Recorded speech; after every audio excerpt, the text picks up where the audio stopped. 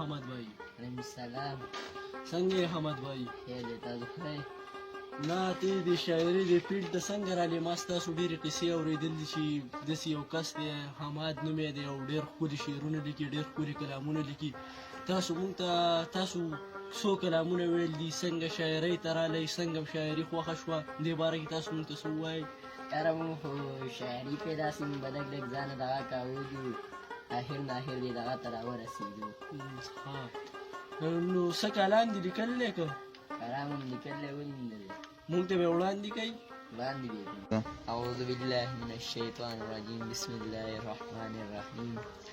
مړه غر دې کړه مړه، عمران خانه سمه منګایي ده مړه، وړي او وړه دومره ګران دي مړه، وړه د اخیستو نه دي مړه، وړي د راوړو نه دي مړه، وړي د راوړو نه دي مړه، چای د څښلو نه دی مړه، دا څنګه حکومت دی مړه، هسې ضلالت دی مړه، حیران دي تقریرونو ته یم مړه، خو کردګي دې ښه نه ده مړه، مړه تا خو به ویل چې زه ریاست د مدینې جوړوم مړه، مړه تا خو د ډرم او د مودي دواړه شاته پاتې کړه مړه، نو مړه بس که توبه کار شه مړه، دا خواره غریبي په کار شه مړه، مړه غر کړي مړه.